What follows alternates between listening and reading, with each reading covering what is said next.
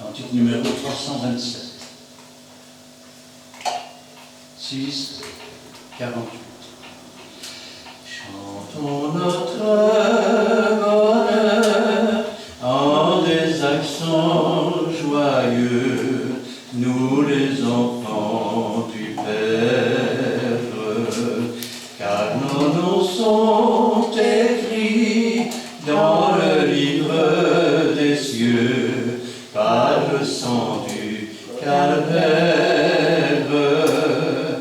Alléluia, chantons en chœur, car le Seigneur nous aime, oui, le Seigneur nous aime. Alléluia, c'est le bonheur et la gloire suprême. Ce monde n'est pour nous qu'un pays étranger où notre chemin passe, et nous le traversons, conduits par le berger qui nous comble de grâce. Alléluia, chantons en chœur, car le Seigneur nous aime, oui, le Seigneur nous aime. Alléluia, c'est le bonheur et la gloire suprême. Travail, peine, douleur et larmes d'ici bras, sombre jour, nuit d'orage, ne saurait nous tenter ou détourner nos pas de notre beau voyage. Alléluia, chantons en chœur, car le Seigneur nous aime, oui, le Seigneur nous aime. Alléluia, c'est le bonheur et la gloire suprême. Et s'il nous faut passer par l'ombre de la mort, à tant d'autres funestes, nous verrons le Seigneur ouvrir les portes d'or de la cité céleste. Alléluia, chantons en chœur, car le Seigneur nous aime, oui, le Seigneur nous aime.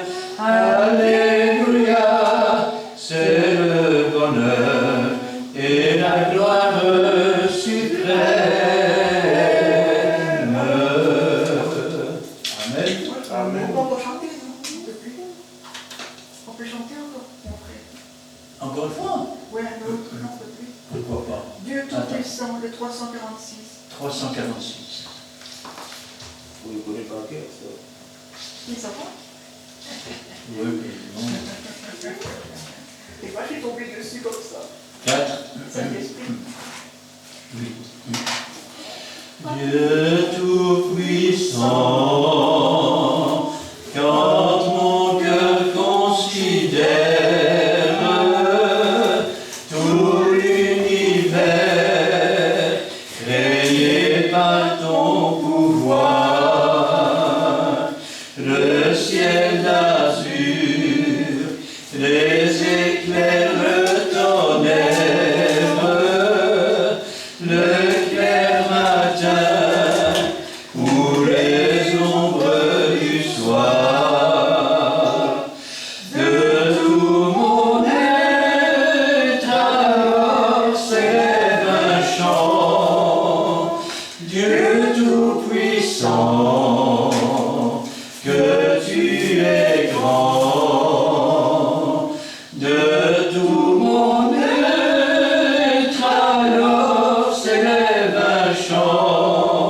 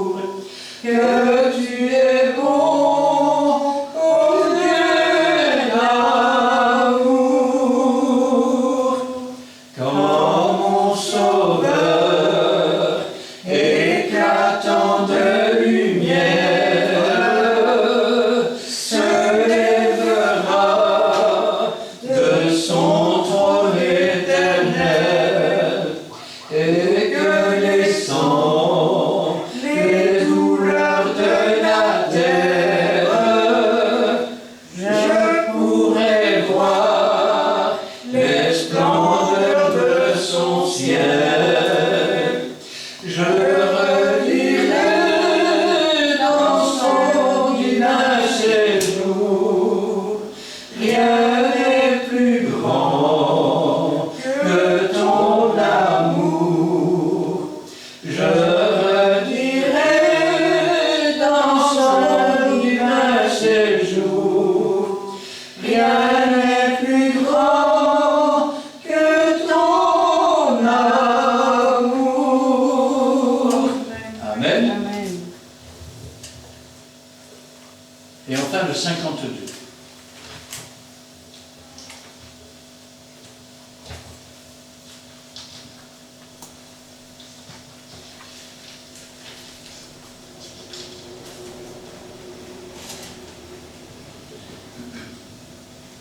Trois, quatre. Chante Alléluia au Seigneur. Chante Alléluia au Seigneur. Chante Alléluia. Chante Alléluia.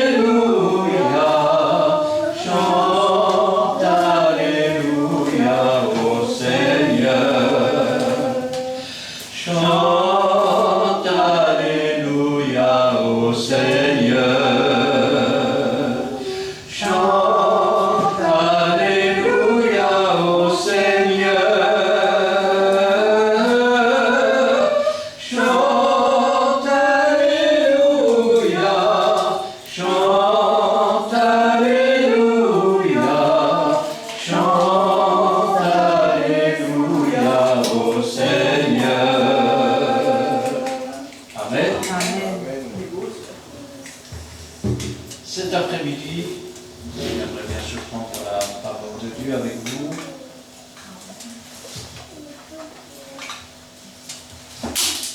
Dans l'évangile de Luc, chapitre 6, et nous lirons là les 11 premiers versets.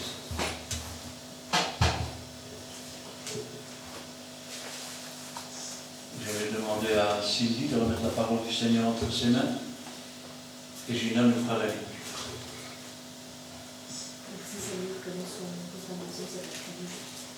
Et merci aussi pour ta parole que nous allons recevoir. Merci Seigneur.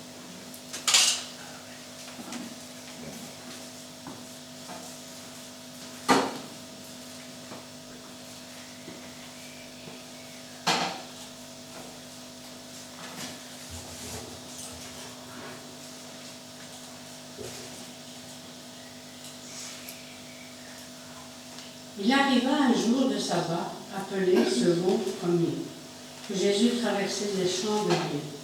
Ses disciples arrachaient des épis et les mangeaient, après les avoir froissés dans leurs mains. Quelques pharisiens lui dirent : « Pourquoi faites-vous ce qu'il n'est pas permis de faire pendant le sabbat ?» Jésus lui répondit : « N'avez-vous pas lu ce que fit David lorsqu'il eut faim, lui et ceux qui étaient avec lui ? Comment il entra dans la maison de Dieu, prit les pains de proposition, en mangea et en donna à ceux qui étaient avec lui, bien qu'il ne soit permis aux sacrificateurs de les manger. Et il leur dit : Le Fils de l'homme est maître du sabbat. Il arriva un autre jour de sabbat que Jésus entra dans la synagogue et qu'il enseignait. Il s'y trouvait un homme dont la main droite était sèche. Les scribes et les pharisiens observaient Jésus pour voir s'il ferait une guérison le jour du sabbat. C'était afin d'avoir sujet de l'accuser. Mais il connaissait leurs pensées et il dit à l'homme qui avait la main sèche : Lève-toi et tiens-toi là au milieu. Il se leva et se tint debout. Et Jésus leur dit : Je vous demande s'il est permis le jour du sabbat de faire du bien ou de faire du mal, de sauver une personne ou de la tuer. Alors, promenant ses regards sur eux tous, il dit à l'homme : Étends ta main. Il le fit, et sa main fut guérie. Il fut rempli de fureur, et ils se consultèrent pour savoir ce ce qu'il ferait à Jésus. Amen. Amen.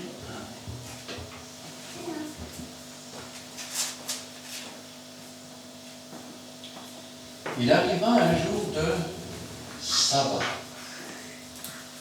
Dieu a dit, et vous travaillerez 6 jours, et le 7e, vous vous reposerez. Il est à noter que la première personne qui désobéit, et qui a désobéi, je veux dire, à ce commandement, était un homme, qui le jour du sabbat, je vais dire, n'avait pas arrêté son travail et transporté du bois. Il fut lapidé. Alors, on ne vit pas avec le sabbat. Le sabbat, ou le sabbato, ou samedi, oui, samedi, eh bien, c'est le jour que Dieu a donné à Israël pour se reposer. Pour se reposer après un travail. Alors, dans la religion, tout était devenu interdit. On avait décidé que transporter quelque chose sur plus qu'une certaine longueur, cette longueur, on l'avait traduit en disant sur un chemin de sabbat. Eh bien, ça devenait conflictuel. Ça devenait interdit. Il vint un jour où, eh bien, on ne pouvait quasiment plus rien faire. Et ce sabbat n'est pas n'importe quel sabbat, puisque la Bible nous dit qu'il est appelé second premier. Ah, qu'est-ce que ça veut dire, ça? Il est le second de la première période, ou le deuxième sabbat après la Pâque. Alors la Pâque, ça tombe un dimanche. Le premier samedi, 7 jours. Lundi, mardi, mercredi, vendredi, samedi. Et le deuxième, 14e jour. 14e jour après la Pâque. Et Jésus traversait des champs de blé.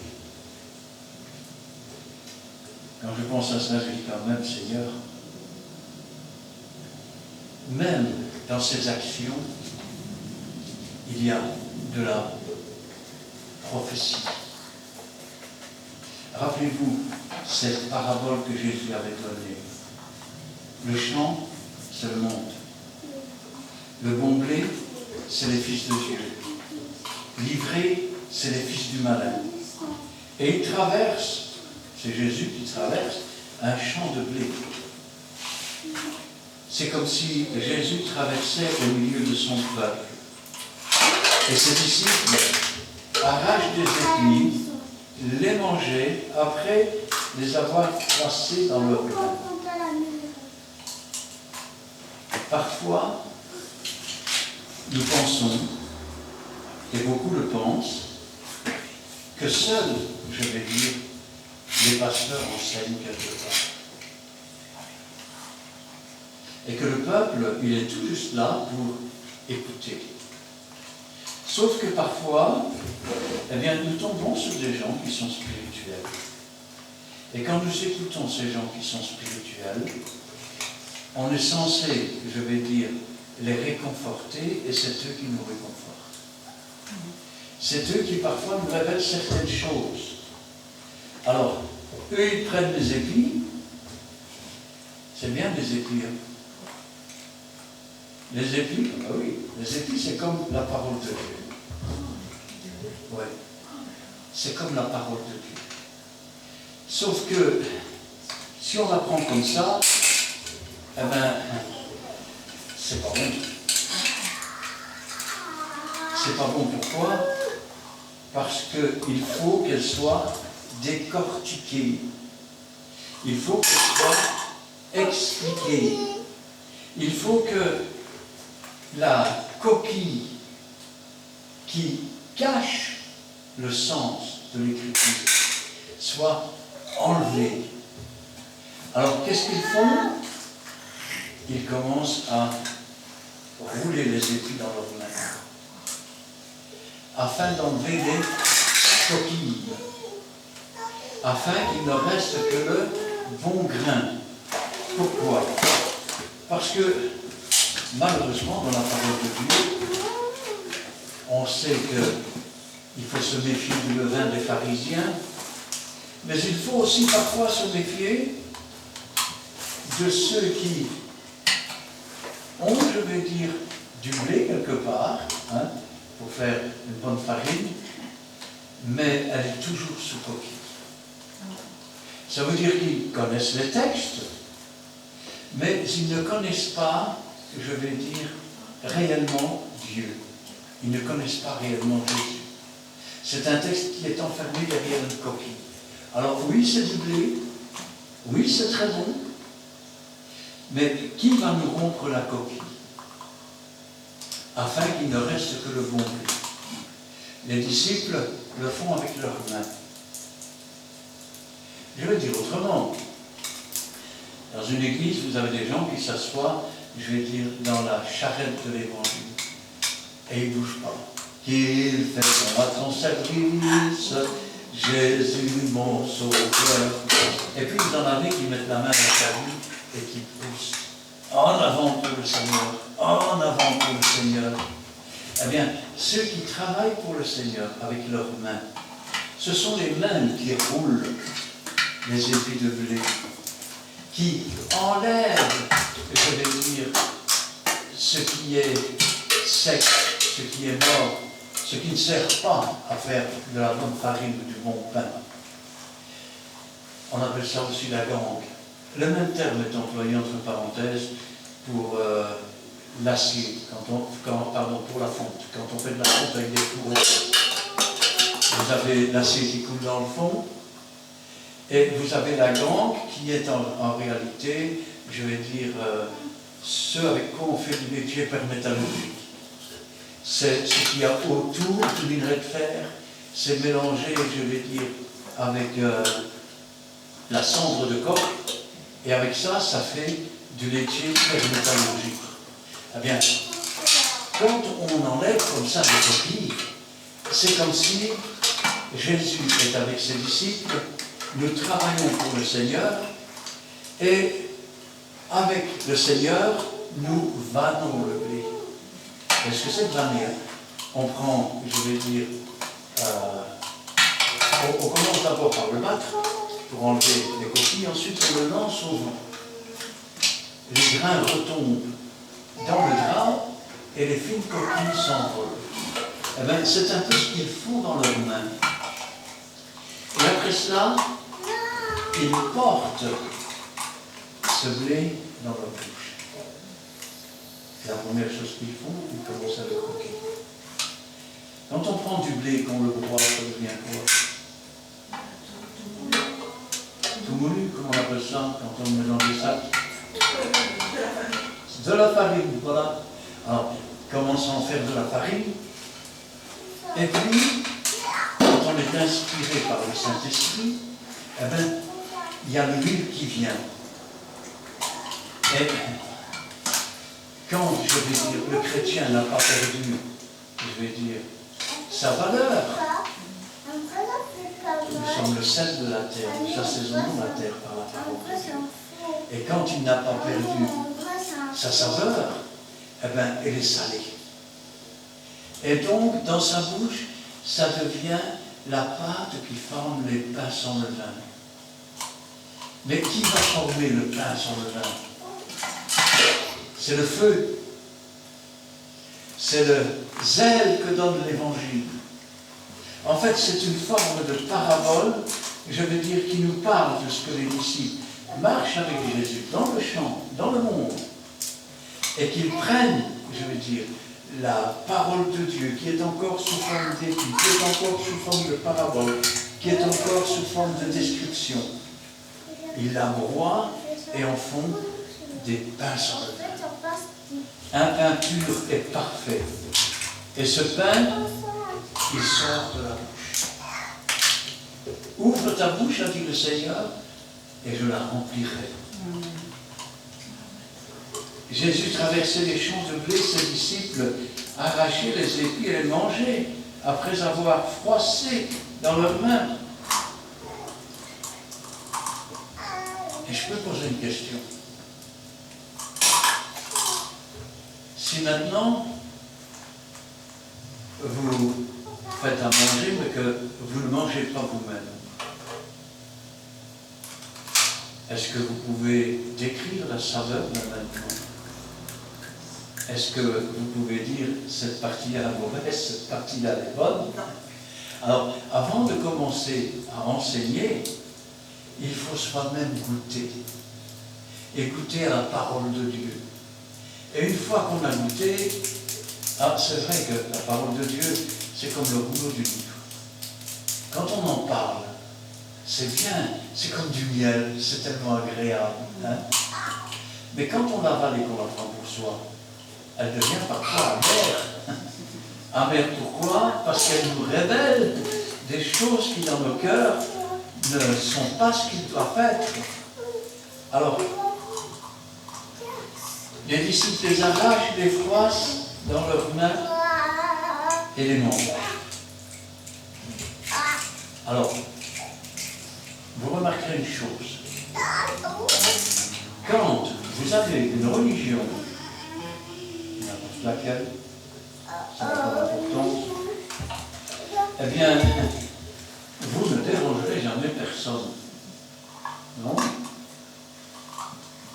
Tenez, je connais en Belgique, je crois que c'est en Belgique d'ailleurs, un mouvement où ils se mettent des passoires sur la tête, où ils enseignent que Jésus est un macaroni, et que donc, ils sont tous des macaronis.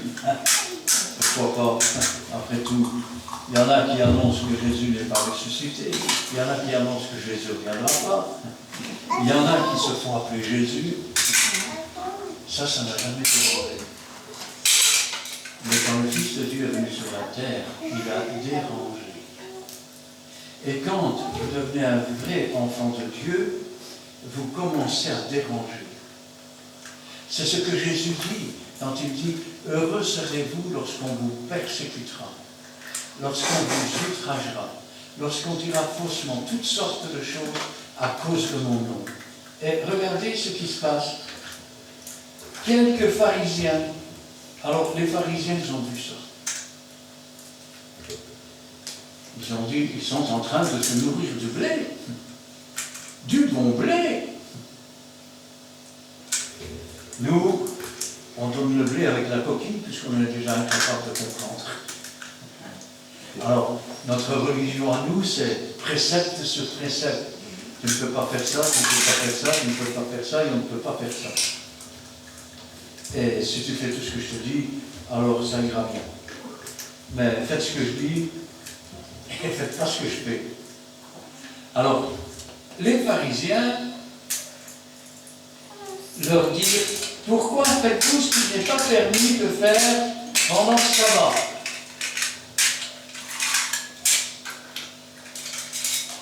Alors, qu'est-ce qui n'est pas permis pendant le sabbat? Réfléchissons une seconde. Tu travailleras 6 jours, et le 7e, tu te reposes. D'accord? Donc, pendant 6 jours, tout est permis. Le 7e jour, ou le 6e au soir, tu termines ton ouvrage. Est-ce qu'il est dit, tu ne mangeras pas le 7e jour? Alors, je pose la question. Les sacrificateurs, est-ce qu'ils n'ont pas mangé au matin? N'ont-ils donc pas porté des aliments à leur bouche? Et ces aliments, il y a quand même bien quelqu'un qui les a faits. Donc, quelque part, je pense que c'est un prétexte. Un prétexte parce que la véritable Église de Dieu dérange. D'ailleurs, quand on parle des 2 derniers prophètes, ils ont tourmenté la terre. Ils ont tourmenté la terre pendant 3 ans et demi. On ne nous dit pas simplement, ils vont prophétiser, ils auront le pouvoir de ceci. On nous dit, ils ont tourmenté la terre pendant 3 ans et demi. Et le monde entier s'est réjoui de leur mort. Si vous saviez le nombre de gens qui voudraient que je m'en aille d'ici. Si vous saviez le nombre de gens qui voudraient que je disparaisse. Alors, les pharisiens veulent que Jésus disparaisse. Parce que si Jésus n'est plus là, et si les disciples ne sont plus là, il va pouvoir faire un petit popote. Eh oui, ça veut dire quoi? Ça veut dire qu'il n'y aura personne pour leur dire vous mentez. Il n'y aura personne pour leur dire ce que vous dites, c'est pas vrai. Eh oui, et il n'y aura personne pour leur dire vous êtes des manipulateurs, vous êtes des profiteurs, vous êtes des voleurs, vous êtes des adultères. Regardez, je crois que c'est Jean-Baptiste qui disait race de vipères, bande de serpents, qui vous a appris à échapper à la colère à venir? Portez donc du fruit de la repentance. Mais comment porter du fruit de la repentance? Comment commencer à avoir confiance en Dieu? La foi vient de ce qu'on entend. Et là, je vais changer le texte, à condition que ce soit ce que Dieu a dit. Sans ajouter, sans rien retirer. Parce que la foi vient de ce qu'on entend, et ce qu'on entend vient de la parole de Dieu. Si ça vient de la religion, l'Esprit de Dieu n'est pas dedans. Et donc, qui va convaincre de péché, de justice et de jugement? Puisque de toute façon, tout le monde est beau, tout le monde ira au paradis. Quelques pharisiens leur disent, pourquoi faites-vous ce qui n'est pas permis de faire pendant le sabbat? Jésus va répondre, n'avez-vous pas lu?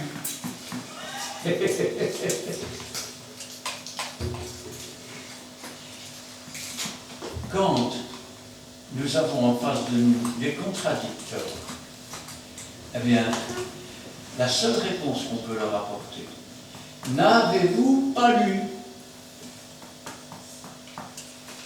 Quand le diable est venu tenter Jésus, à chaque fois, qu'est-ce qu'il répondait? Il est écrit. Il est écrit. Ton Dieu, tu ne tenteras pas ton Dieu. Oui, mais le premier mot qu'il dit, il est écrit. Ah, il est écrit. Et ici, qu'est-ce qu'il leur dit? N'avez-vous pas lu? Qu'est-ce que Dieu est en train de dire, frère? Je dis que si tu écoutes la parole de Dieu une fois par semaine et que tu ne lis pas ta Bible chez toi et que tu ne pries pas chez toi, tu n'auras pas non plus les armes pour les réponses. N'avez-vous pas lu? Ce qui veut dire que même s'ils l'ont lu, c'est resté avec la langue. Et qu'est-ce qu'il dit? N'avez-vous pas lu ce que fit David lorsqu'il eut faim, lui et ceux qui étaient avec lui? Alors David était poursuivi par Saül. Saül qui était devenu jaloux, parce qu'un jour, ils étaient là, et le peuple disait, Saül en a tué par 10 000, par milliers, et David par 10 000. Ce qui veut dire qu'il a commencé à être jaloux. Oui, il lui a donné sa fille, mais il a essayé de le tuer, et David a dû se sauver. Et ce jour-là, il est allé à Nod. C'est là que je trouvais les sacrificateurs. Et il a demandé quelques pains. Et on lui répondit qu'il n'y avait plus que les pains de proposition. Alors on leur a posé la question, avez-vous été avec des femmes? Il dit non, ça fait des semaines qu'on marche, on n'a pas été avec nos femmes. Alors ils leur ont donné les 5 pains. Eh oui. Et ils ont mangé les pains. Ils ont été remplacés par de nouveaux pains tout chauds pour des pains de proposition dans la maison de Dieu. Normalement, il n'y avait que les prêtres qui pouvaient les manger. Mais j'ai une bonne nouvelle. Jésus est le pain de vie. Et ce ne sont pas que les prêtres qui peuvent en manger. Parce que Dieu a fait de tout son peuple des sacrificateurs. Des sacrificateurs qui ont le droit de manger le pain de vie. Je pourrais vous dire, si tu veux grandir, tu dois lire ta Bible tous les jours. Mais je préfère dire qu'autrefois, seuls les prêtres avaient le droit de lire la Torah. Et ceux qui, je vais dire, avaient fait leur bar mitzvah, ils lisaient, mais ceux qui traduisaient, ceux qui donnaient instruction, c'était les prêtres, c'était le souverain sacrificateur, doctrine fausse ou pas. Mais aujourd'hui, tu as le droit. Tu as le droit de manger le pain de vie. Tu as le droit, de par la puissance du Saint-Esprit et du sang versé à la croix du Calvaire, de prendre la parole de Dieu, de la décortiquer, afin d'en tirer tout ce qui est bon, tout ce qui va faire une bonne farine pour faire un bon pain. Jésus leur répondit, n'avez-vous pas lu ce que fit David lorsqu'il eut faim, lui et ceux qui étaient avec lui? Comment il entra dans la maison de Dieu, prit les pains de proposition, en mangea et en donna à ceux qui étaient avec lui. Vous pouvez le lire à la maison, je pense c'est un instant. 1 Samuel 21, verset 3 à la fin du verset 6.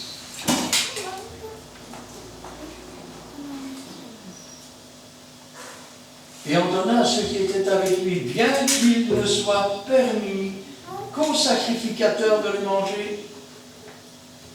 Et il leur dit, le Fils de l'homme est maître du sabbat. Je voudrais que vous réfléchissiez une seconde. Jésus, je vais traduire avec des mots plus simples, puisque sabbat, sabbato, c'est dérivé du, nous on dit samedi, mais en réalité c'est dérivé du mot repos. Il nous a donné le repos. Et Jésus a dit, il ne vous a pas donné le repos. Non, il ne vous a pas donné le repos. Il vous a donné un jour pour récupérer. Mais le véritable repos ne se trouve que dans la puissance du Saint-Esprit, dans la communion avec le Seigneur Jésus. Ce véritable repos, c'est Jésus qui l'apporte. Il ne vous a pas donné le repos. Et c'est pour ça que dans l'Ancien Testament, il dit, après ces jours, je vous donnerai le repos. Le véritable repos. Celui qui fait que l'on se repose en Dieu. Que les choses extérieures ne peuvent plus nous atteindre. Que nous sommes remplis, baptisés du Saint-Esprit. Que nous marchons, comme l'apôtre Paul disait, dans la richesse, dans la pauvreté, dans la santé, dans la maladie, dans l'abondance, dans la disette. Et en toutes choses, nous sommes plus que vainqueurs. C'est ce que Jésus disait aussi quand il disait « Je vous donne ma paix, je vous laisse ma paix ». Cette paix qui était en lui, c'est le Saint-Esprit. Jésus leur répondit, n'avez-vous pas vu ce que fit David lorsqu'il eut faim? Lui et ceux qui étaient avec lui, comment il entra dans la maison de Dieu, prit les pains de proposition, en mangea et en donna à ceux qui étaient avec lui, bien qu'il ne soit permis qu'aux sacrificateurs de les manger. Et il leur dit, le Fils de l'homme est le maître du sabbat. Je vais le traduire autrement. Quand on appartient à Jésus,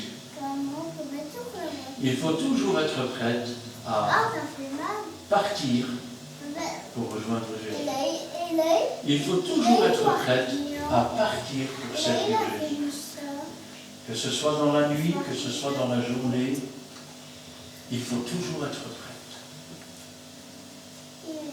Quand je pense à cela, je pense à ce costume que je n'avais pas mis depuis des années.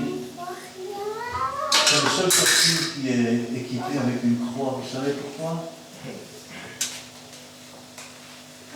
Parce que ce costume me servait pour rendre des visites à l'hôpital et pour aller au... Ça veut dire que quand on me téléphonait à 10h ou 11h du soir, frère, malade, oui, ça va, je mettais ma veste. Et les surveillants, quand ils voyaient la croix, ils savaient que je rentrais par les urgences, que je passais par la porte qui était ouverte, et que je grimpais dans les étages. On ne me demandait plus rien. Sinon, ça ne m'intéresse pas, c'est jamais que... Bon. Mais il faut joindre l'utile à l'agréable, pourquoi pas. Alors, le Fils de l'homme est maître de sabbat. Ça veut dire qu'il faut toujours être prêt. Pour un pasteur, il faut toujours être prêt à prêcher. Il faut toujours être prêt à partir pour rendre visite à un malade. Il faut toujours être prêt. Le pasteur qui reçoit un coup de fil, « Oh frère, c'est encore moi, ça va pas. » Ouais, bah, tu finis par m'embêter, hein. C'est pas un pasteur. C'est pas un pasteur. Parce qu'un véritable pasteur, on ne l'embête pas. Jésus est pasteur des pasteurs. Avez-vous déjà entendu Jésus quand vous priez, « Hé, lâche-moi le basket, là, je suis fatigué, là, pour le hein, tu m'énerves. » Chaque fois que Jésus, je vais dire, entend nos voix, il est content.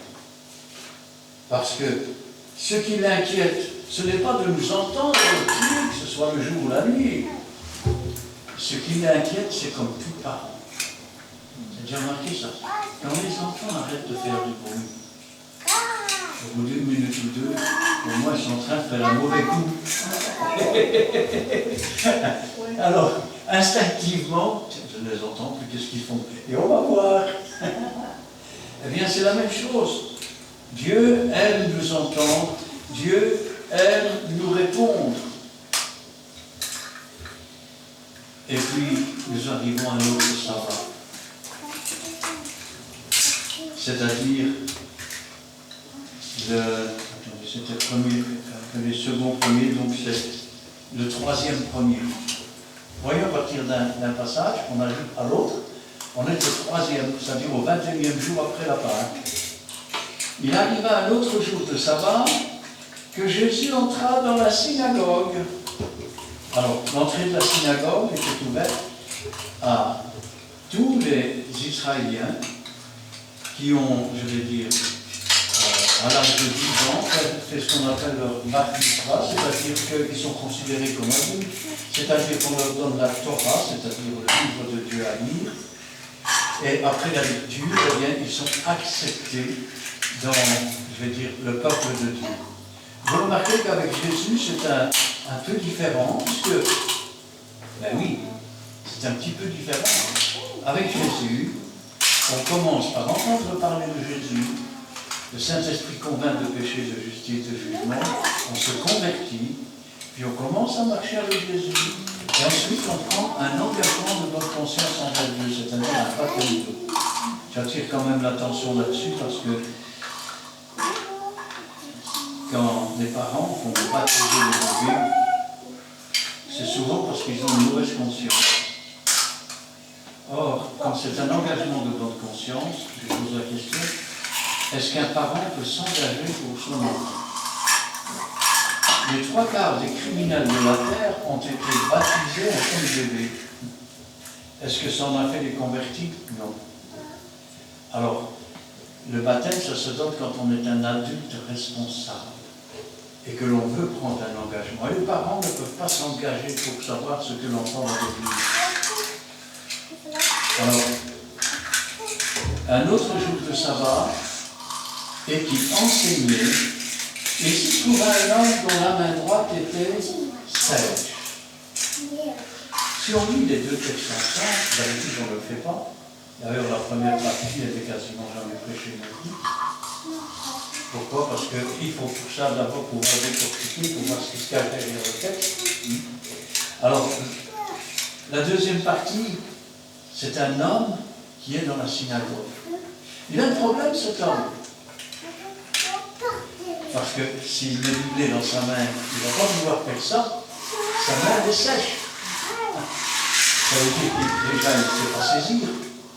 Ensuite, même si vous lui donnez les grains de blé qui constituent la farine, il ne va pas pouvoir rien faire avec. Parce que sa main, elle est sèche. Et spirituellement, on pourrait se dire que si la main de cet homme est sèche, et qu'il en a conscience, et qu'il se dit, c'est pas possible, c'est pas ça Dieu, je devrais pouvoir être dans la joie, je devrais pouvoir être dans la paix, je devrais pouvoir Mais c'est peut-être parce que les sacrificateurs sont secs. Leur plan est sec, leur religion est sec, leur politique est sec. Jésus a dit, si quelqu'un a soif, qu'il vienne à moi et les torrents d'eau vive couleront de son sein. Il parlait de l'esprit que devaient recevoir ceux qui croiraient en lui. Ce qui veut dire qu'il va falloir à cet homme plus que des mots, plus que des religions, plus qu'une fausse doctrine. Il va falloir le ministère et l'Esprit de Dieu pour pouvoir guérir cet homme. Pour que, dorénavant, il puisse lui aussi se nourrir de la parole de Dieu, qu'il puisse la décortiquer et qu'il puisse enlever toutes les écailles, vous savez, ces écailles qu'on jette ou qu'on brûle, et qui s'envolent au vent. Et s'il trouvait là un homme dont la main droite était sèche, et vous remarquez, bon, ça arrive parce que moi je suis gaucher par exemple, ça ne m'empêche pas de travailler toutes les machines. Mais 3/4 du temps, on travaille à quelle main? À la main droite. Et la main droite, elle est sec. Donc, qu'est-ce qu'il lui reste pour travailler? La main gauche. Quand quelqu'un ne sait pas bricoler, qu'il ne sait rien faire, ou que tout ce qu'il fait est raté ou ne tient pas, ou on dit qu'il a une main gauche. Quand quelqu'un parvient à faire pousser, je vais dire, quasiment toutes les plantes, on dit qu'il a la main droite. Eh oui. Quand quelqu'un dilapide son bien, on dit qu'il a la main généreuse.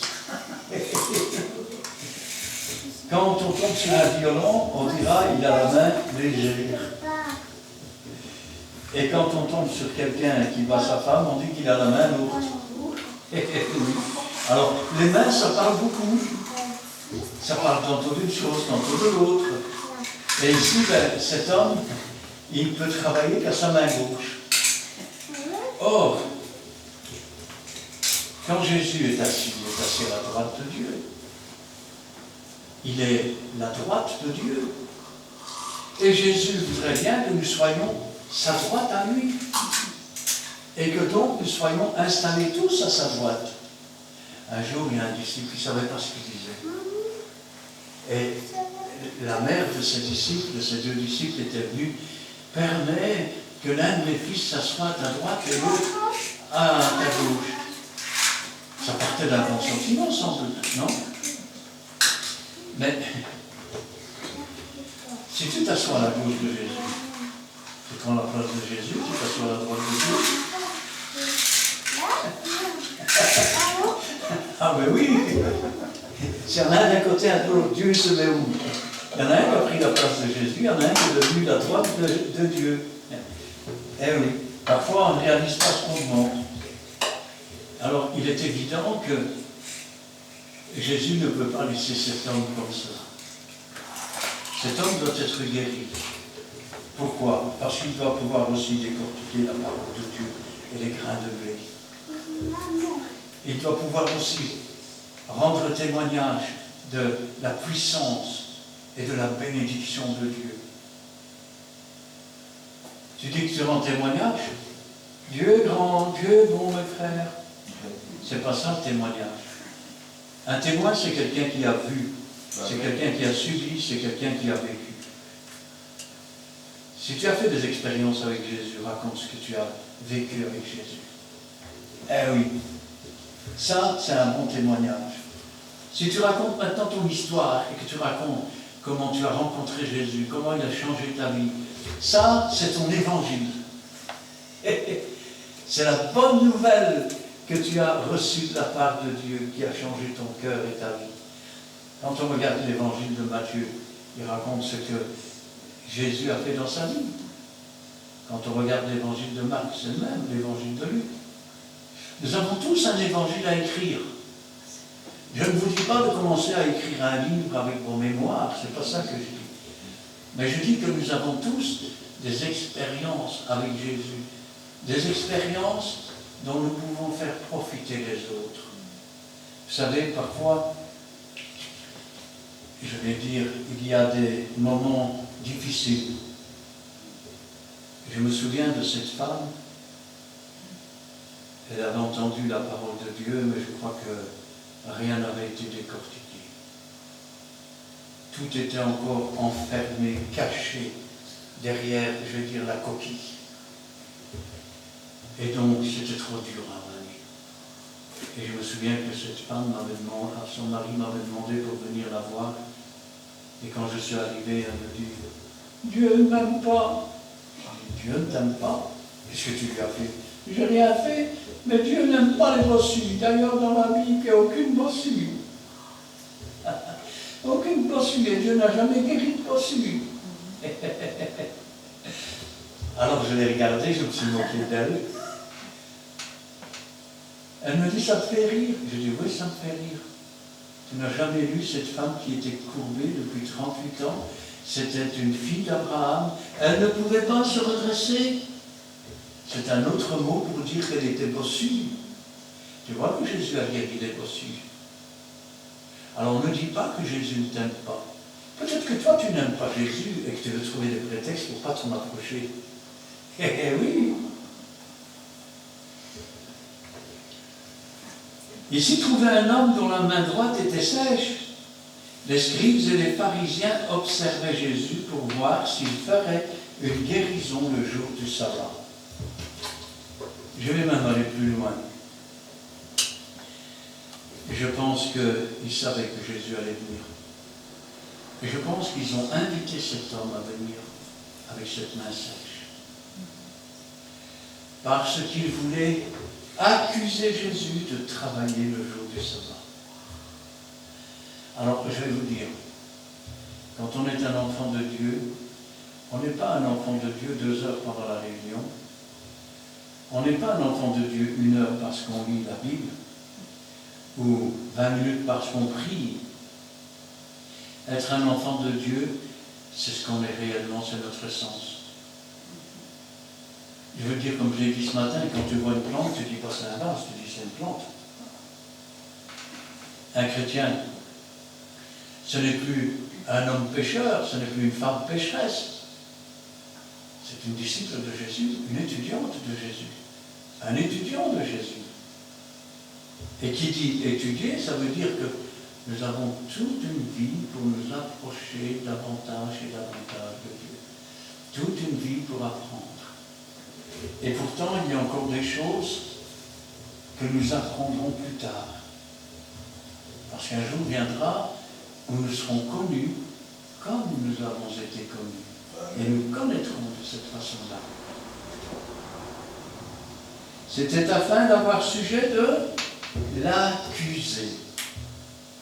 Mais ils connaissaient leurs pensées. Wow. Vous savez, je me souviens un jour, je parlais avec un témoin de Jéhovah, et il me disait Jésus n'est pas Dieu. Il n'y a que Jéhovah qui est Dieu. Je dis, ah bon? Je dis, mais quand Dieu a parlé dans le buisson, et que Moïse a dit, quand ils me demanderont ton nom, qu'est-ce que je dirai? Tu leur diras, je suis. Et quand Jésus a dit, avant qu'Abraham fût, je suis. Oui, mais non, parce qu'il n'y a que Dieu qui sonde les cœurs et les reins. Je dis, lis le livre de l'Apocalypse. J'étais mort et je suis vivant. Moi, je sonde les cœurs et les reins. Il est Dieu. Il est Dieu. Il est plus qu'un homme. Certes, il était parfaitement homme, car il fallait que celui qui meurt pour chacun d'entre nous et pour nos péchés soit d'abord parfaitement homme. Et qu'ainsi il puisse porter nos péchés purs, parfaits, sans tache. C'était afin de l'accuser, mais ils connaissaient leurs pensées. Jésus sonde les cœurs. Quand on sonde quelque chose, vous savez comment on fait? Alors, soit on met un appareil qui va au travers, et donc on regarde. Quand vous allez faire une radio, ben c'est pareil, ou un scanner. On sonde ce qu'il y a à l'intérieur de vous. Alors, il y a une autre méthode, je vais dire, c'est sonique. Par exemple, dans les terrains, on fait exploser des petites charges et ensuite on regarde l'onde de choc. Pourquoi? Parce que dans un liquide, l'onde de choc ralentit. Plus le liquide est dense, et je vais dire, plus le mouvement va être, ou le son va se répercuter, accélérer. Donc on sait ainsi voir où il y a de l'eau, où il y a du pétrole, où il y a du magma, ou des choses comme ça. Alors, il est évident que quand il nous sonde, il n'a pas besoin qu'on lui apprenne quoi que ce soit.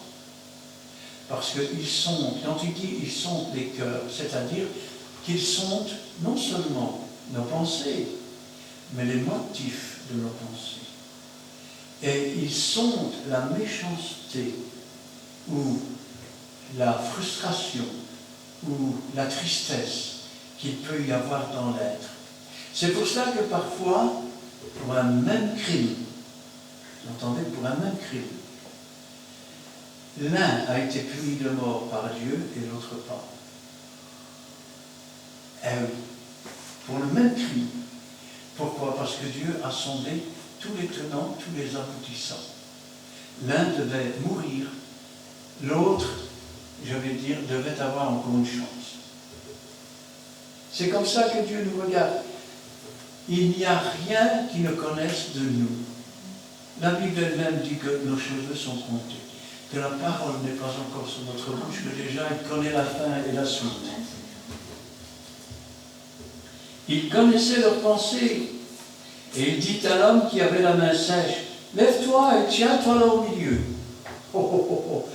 Les pharisiens commencent à se frotter les mains. Mais regardez bien, entre les disciples, qui frottent les épis entre ses mains pour enlever la gangue. Et eux, quand ils se frottaient les mains, c'était pour obtenir la condamnation de Jésus. Ils étaient déjà en train de se frotter les mains. C'est une autre expression. Alors,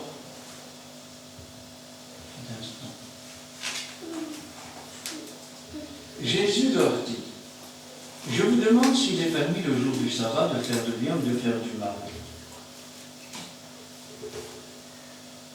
Alors, il est permis de quoi? Parlons peu, mais parlons bien.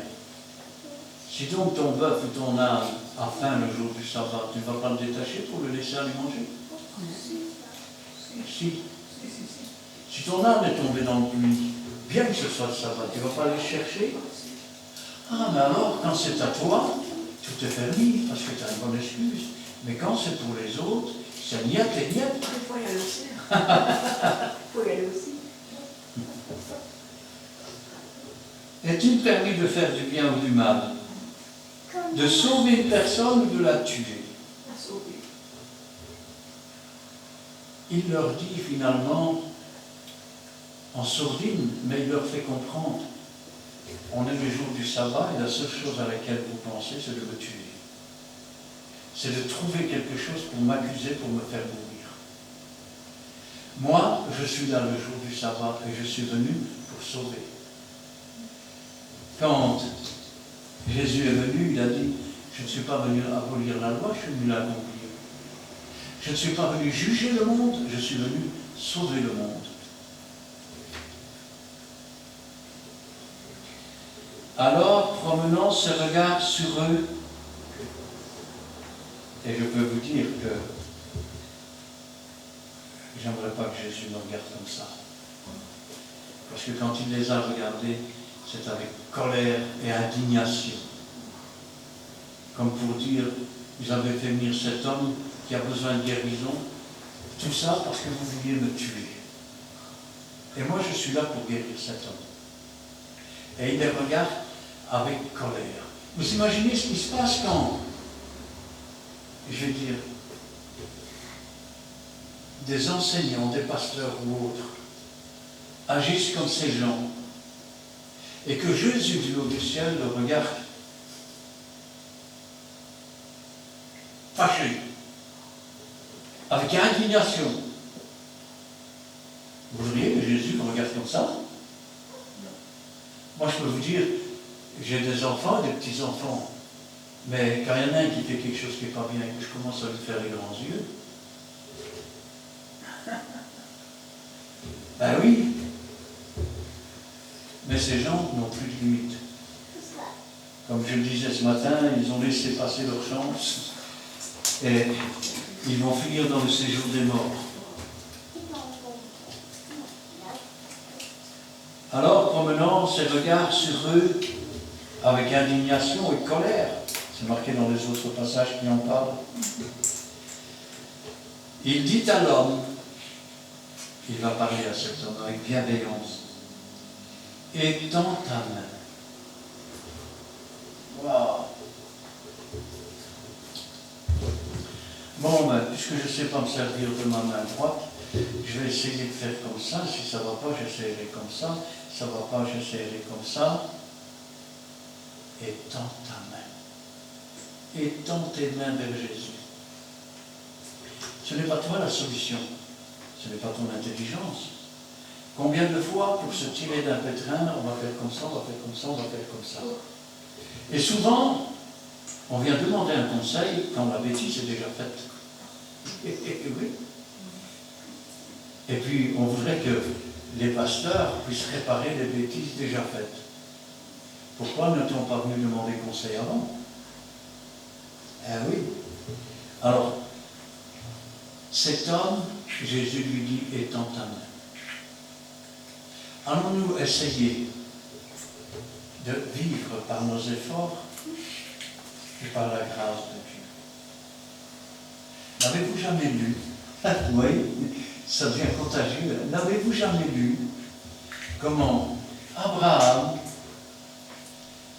n'étant pas satisfait de la promesse qui ne s'accomplissait pas tout de suite, et sa femme, en ayant des doutes, lui a donné sa servante. Et ainsi, par leurs efforts, Abraham a eu un fils. Sauf que c'était le fils de l'effort. Il n'avait rien à hériter.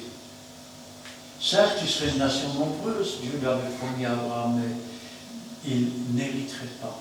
Il ne ferait pas partie du peuple duquel naîtrait Jésus.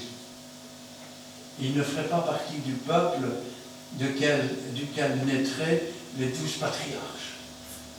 Eh oui, ce n'est que par la suite, bien des années plus tard, et il fallait que Dieu le fasse comme ça, parce qu'il fallait que la promesse soit irréalisable, que ce soit par lui ou par qui que ce soit d'autre. Cette femme avait plus de 90 ans, et son mari aussi. Oui, mon époque est révolue maintenant. L'an prochain, quand je viendrai, tu auras un fils. Et tu l'appelleras Isaac. 90 ans, oui, passé. Je crois qu'elle avait 92 ans, si ma mémoire est bonne. Ben oui, il fallait que ce soit irréalisable. C'était le fils de la promesse. Ça ne pouvait être le prodige de Dieu. De même, nous pouvons toujours essayer par nos efforts, mais nous allons nous casser les dents. Parce que tout ce que nous obtiendrons, nous pourrons toujours dire c'est la bénédiction de Dieu, mais c'est surtout le manque de confiance en Dieu. Et ces choses, finalement, vont être une épine plus tard dans le pied. Regardez aujourd'hui. Quel est le pays en Arabie qui aime Israël? Il faut dire que les véritables descendants d'Ismaël ne sont que quelques petits groupes, je vais dire, de nomades. Alors, promenant les regards sur eux tous, il dit à l'homme, étends ta main.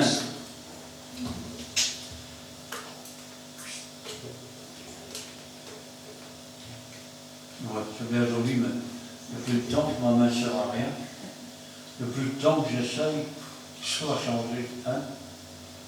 On peut réaliser comme ça. Vous savez, il y a des gens qui ne croient pas quand on leur dit tends les mains vers Jésus, accepte-le comme sauveur. Il va guérir ton cœur, ton âme.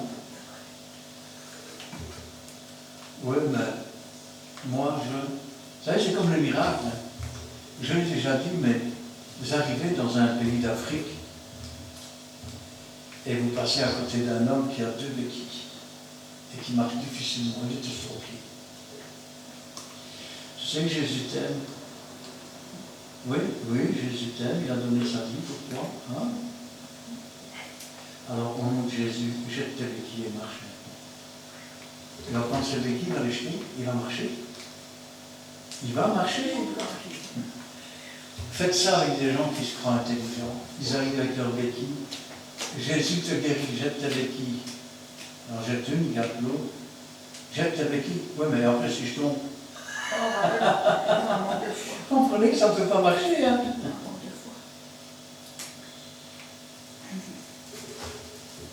Il le fit. Il le fit. Vous savez, un jour, il y a un disciple qui arrive et qui dit, on a rencontré celui qui est le Christ, qui vient de Bethléem. Non, de Galilée. Il n'y a rien de bon qui vient de la Galilée. Et qu'est-ce que le disciple dit? Viens et vois. Viens voir par toi-même. Et dans tes mains, aujourd'hui dans le monde, il y a des musulmans qui commencent à dire je veux le vrai Dieu, je veux le Dieu vivant, je veux celui qui est réel, je ne veux plus de religion. Et vous savez qui apparaît? Jésus. Jésus. Et ces gens se convertissent aujourd'hui. Et tend la main. Alors il l'a fait. Et parce qu'il l'a fait, sa main était guérie. Donne ton cœur à Jésus. Demande-lui pardon pour avoir vécu comme si tu n'existais pas. Et pour avoir négligé le fait qu'il ait donné sa vie pour effacer ton péché, tes transgressions, que son sang ait été versé pour te laver. Accepte son sacrifice. Et tu verras s'il va pas changer ta vie. Mais ne le fais pas pour faire une expérience, pour essayer. Fais-le parce que tu as envie réellement de devenir quelqu'un d'autre. Parce que tu as envie de ne plus être celui qui est esclave du péché, celui qui est esclave d'un monde sans merci. Il le fit et sa main fut guérie. Rendez-vous compte, quand on le lit comme ça ne représente rien du tout. Mais essayez d'imaginer cet homme dans sa chair. Vous avez du travail pour moi? Ce qui est arrivé à ta main, elle est sèche. Écoute, je regrette, mais j'ai besoin d'une main-d'œuvre assez conséquente, ça n'ira pas.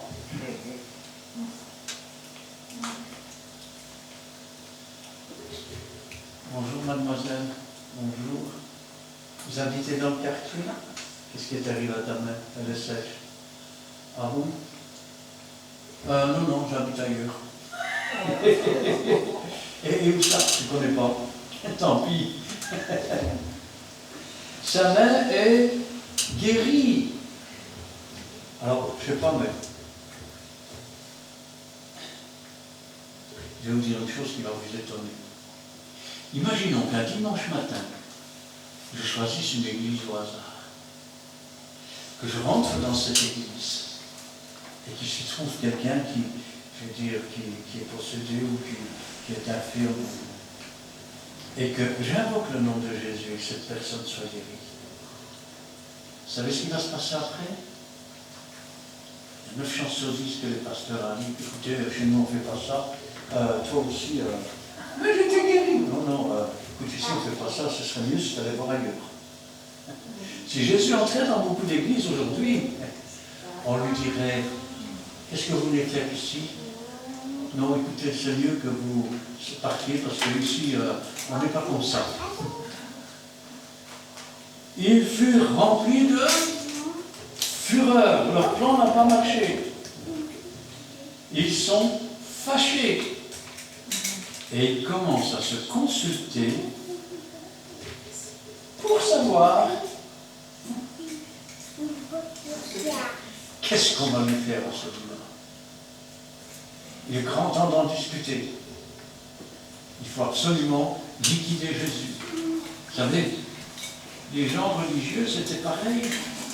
Quand Jésus était sur le prétoire, ils disaient « crucifie Jésus ». C'est une façon de dire « je rejette Jésus, je le crucifie par mes œuvres et par mes actes. Et j'en veux pas de ton Jésus ». Et quand Pilate a dit « lequel vous relâcherez ?» ils ont crié « Barabbas ». Ça signifie « fils d'un père meurtrier ». Donc, Jésus, crucifie-le, tue-le qu'on n'en parle plus, et fais vivre le fils d'un père meurtrier. Allez, fais-le dans mon cœur. Voilà ce qu'il disait le peuple. Et quand je pense à ça, je dis quand même, Seigneur, nous arrivons dans des temps difficiles où se prépare la venue de l'Antéchrist. Celui qui veut se faire passer pour le Christ avec des prodiges et des miracles mensongers avec son faux prophète. Il est encore temps. Il est encore temps pour changer de vie, pour s'approcher de Jésus, pour se préparer, afin que le moment venu, ce soit le Dieu Tout-Puissant qui soit avec nous dans la bataille et dans le combat. Et que nous ne soyons pas laissés comme, je vais dire, comme de vulgaires chiffons au milieu du combat, et tout cela par un lâche qu'on appelle le diable, qui promet beaucoup et qui ne tient aucune promesse, qui rend l'esclavage, qui détruit les familles, qui détruit les couples, qui détruit les enfants, qui détruisent les adultes. Vous dites, le diable, si méchant que ça, vous croyez que vous avez. Il vous a jamais aidé, il vous aimera jamais. Son but est de détruire le monde, parce qu'il n'a pas pu détruire Dieu. Et la seule chose qui a été créée à l'image de Dieu, c'est l'homme. Et ces pharisiens n'étaient pas des ouvriers de Dieu, ils ne l'étaient plus. C'est pour ça qu'il était temps que Jésus vienne. Parce que ces hommes étaient de la synagogue de Satan. Et le temple était une caverne de voleurs. Et les sacrificateurs s'enrichissaient pendant que la population mourait de faim et mendiait dehors. Et quand je pense à ça, je dis quand même, ils vont se demander qu'est-ce qu'on va lui faire. Ce qu'ils ne savent pas, c'est qu'il est venu pour mourir sur une croix. Et ils le savaient. Lisez le psaume 22. Ils ont percé mes pieds, ils ont percé mes mains. Ils tirent mes vêtements, ils se partagent mes vêtements, ils tirent ma tunique au sort.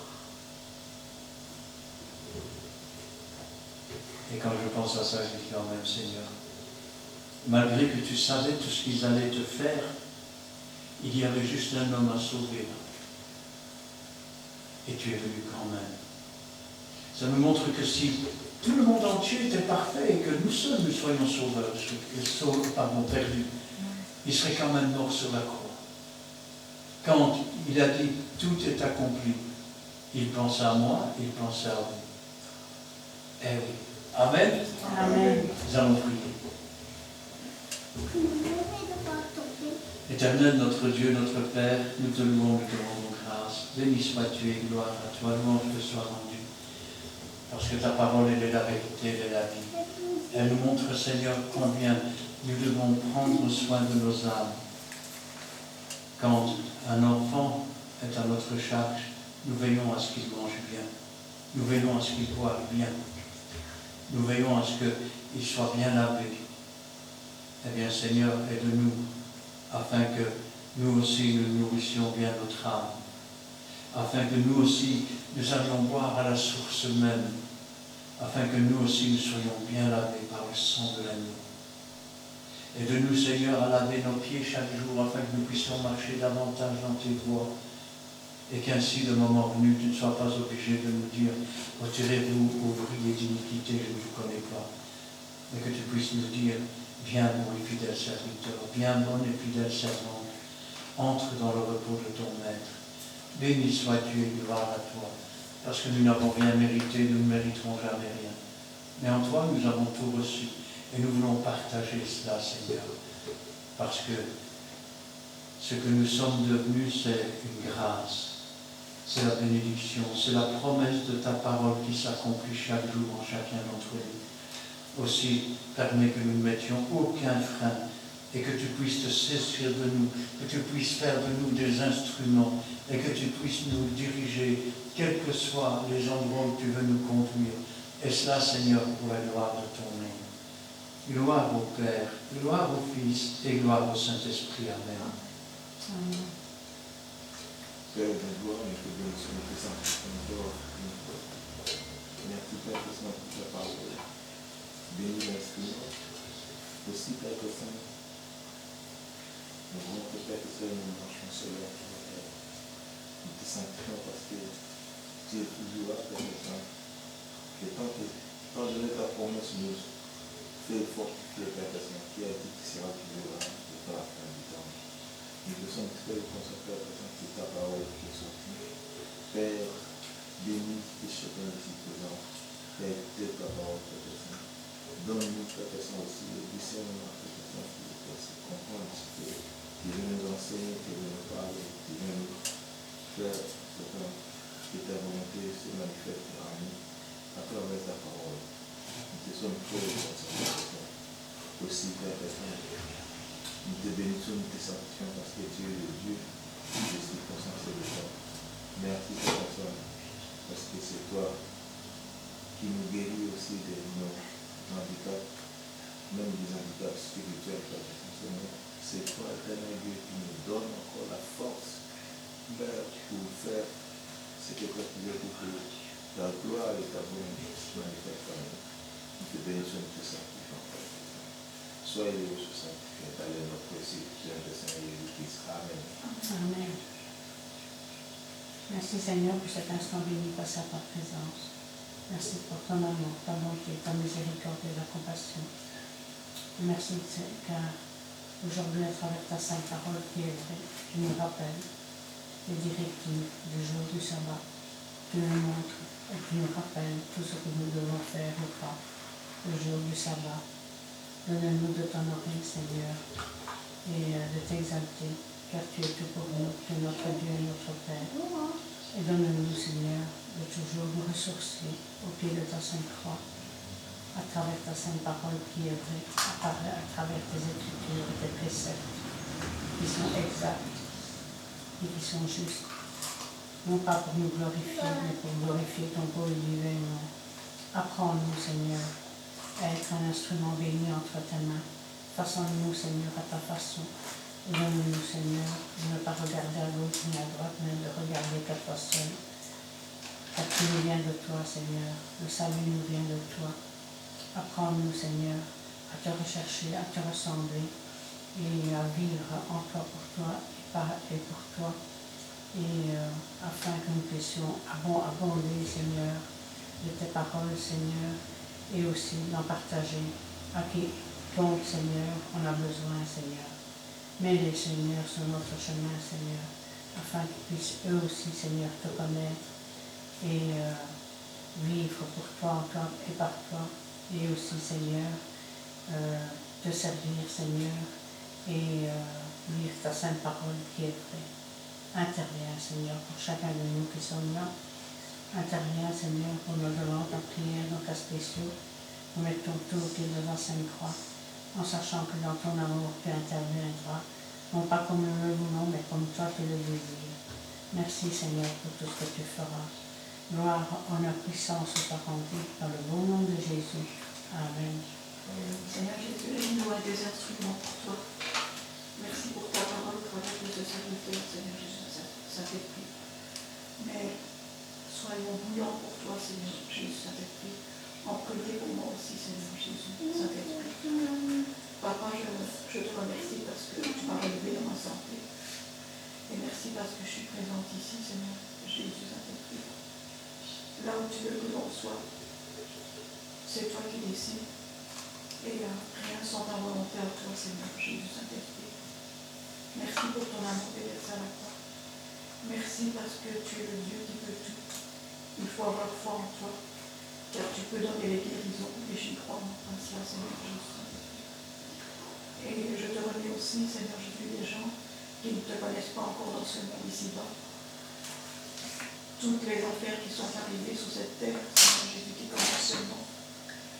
Et je te demande, Seigneur Jésus, que tu puisses mettre des âmes sur leur chemin pour les amener à toi, Seigneur Jésus, parle de toi, Seigneur Jésus, Saint-Esprit.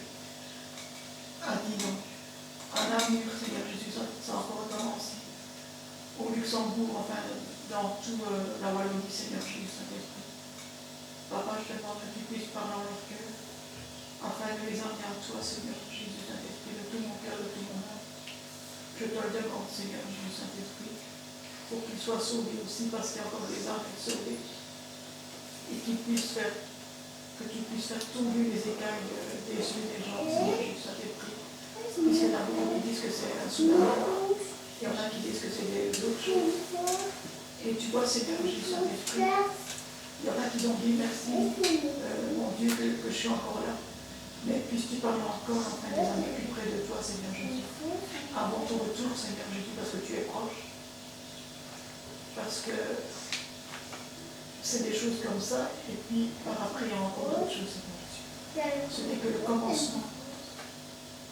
Et un jeune de Covid, puis de l'eau, et après encore d'autres choses, mais il vaut mieux ne pas être, par exemple, comme tu dis dans l'Apocalypse, en hiver sur le toit, en attendant en famille, Seigneur Jésus, qu'il se passe des catastrophes, quoi, Seigneur Jésus, Saint-Esprit, dans tous les domaines que tu dis dans ta parole, Seigneur Jésus, Saint-Esprit. Mais je te remets aussi tous ceux aussi qui t'ont abandonné, qu'ils reviennent à toi, Seigneur Jésus, car tu es Dieu, trois personnes.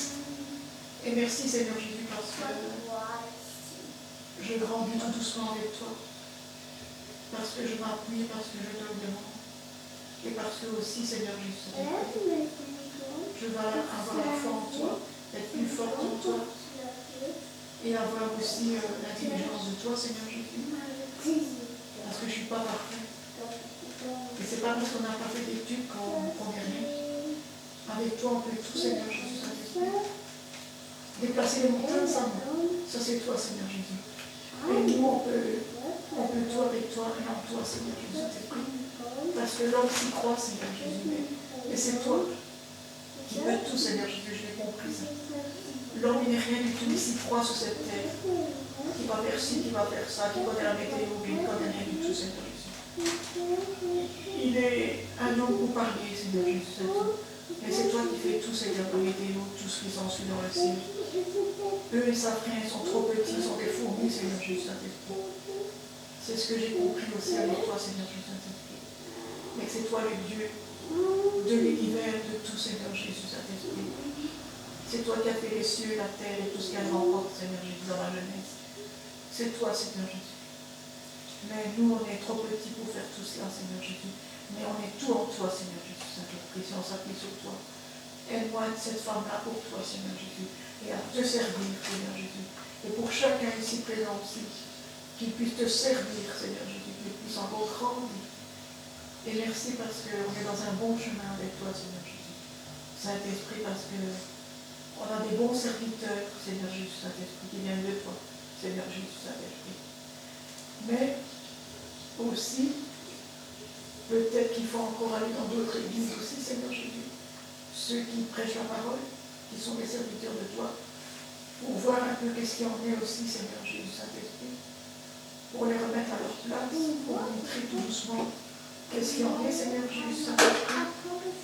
Et alors je te remets aussi l'église de Philippe Bidon, Seigneur Jésus, Saint-Esprit. Je l'ai à cœur avec toi, Seigneur Jésus, Saint-Esprit. Tu vois qu'il faut mettre un autre pasteur dans cette église, mais que ce soit quelqu'un qui puisse comprendre qu'il y a des guérisons, qui puisse être ferme avec toi dans ta parole à toi, Seigneur Jésus. Pas à côté, mais avec ta parole à toi, dans la Bible, Seigneur Jésus. Les écritures de toi, Seigneur Jésus, que ça puisse être un pasteur vraiment fait pour toi, mais pas un qui chatouille, Seigneur Jésus, comme j'ai entendu, Seigneur Jésus.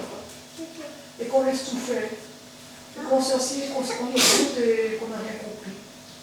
On rentre et puis on bat sa femme quand on rentre. C'est pas ça ta parole, Seigneur Jésus, Saint-Esprit, comme j'ai entendu. C'est vraiment triste, Seigneur Jésus, si on n'a pas compris ta parole, Seigneur Jésus.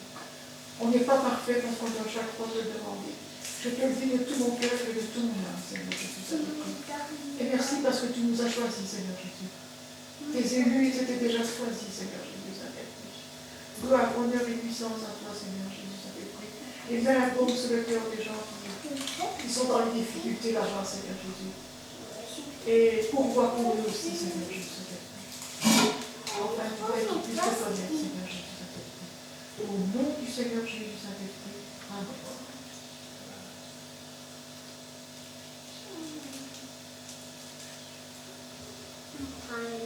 Amen. Amen. Amen. Eh bien, on peut chanter le 46.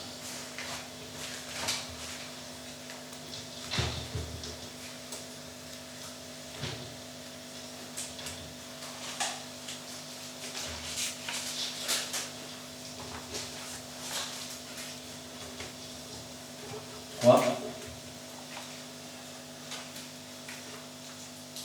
4. C'est par l'amour que Christ est mort pour moi. C'est par l'amour qu'il a porté sa croix. Son pauvre corps brisé et son front couronné me disent qu'il m'a aimé. Amen. Amen. Et le 186. 312 après. Alors 312. 312.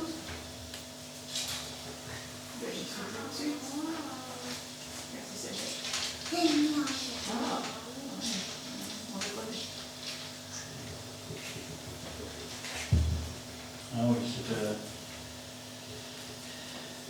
c'est Georges Friedrich Lendl. 1685, il est né, 1759, il est mort. 3, 4.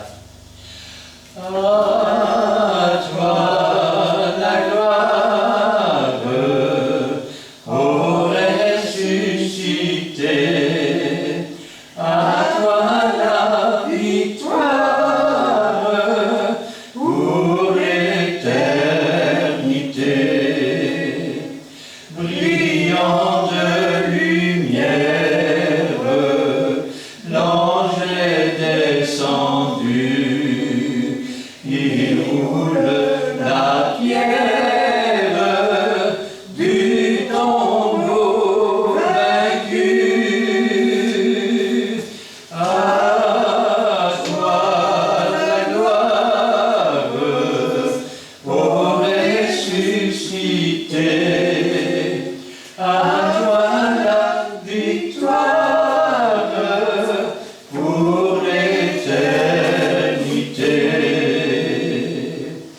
Vois-le paraître, c'est lui, c'est Jésus, ton sauveur, ton maître, oh ne doute plus. Sois dans l'allégresse,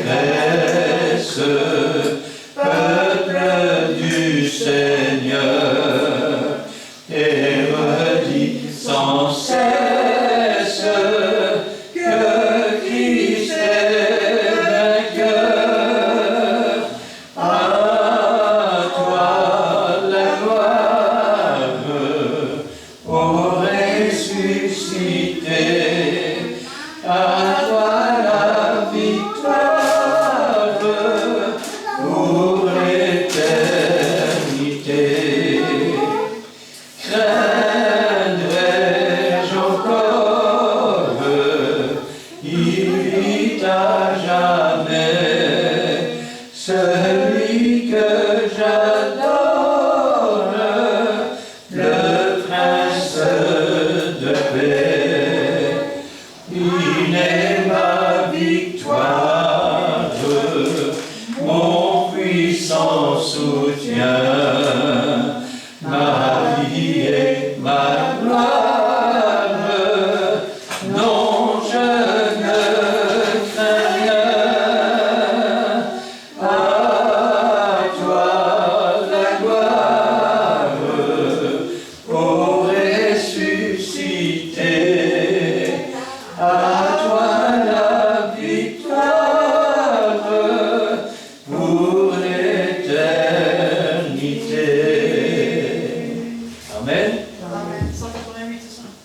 186. Ah, merci, d'accord, oui.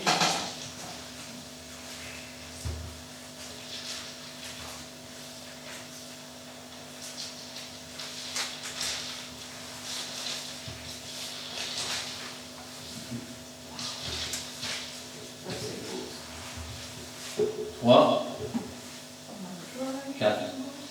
Ma joie est immense, car j'ai l'assurance que mes péchés sont pardonnés. Car Jésus qui m'aime a brisé mes chaînes, mon cœur est transformé. Il m'a donné sa présence, sa paix, sa puissance. N'est-il pas merveilleux? Ma joie est immense, tous les jours je chante, Jésus me rend heureux. Amen. Amen. Que l'Éternel te bénisse et qu'il te garde. Que l'Éternel fasse luire sa face sur toi et qu'il t'accorde sa grâce. Que l'Éternel tourne sa face vers toi et qu'il te donne la paix. Amen et amen.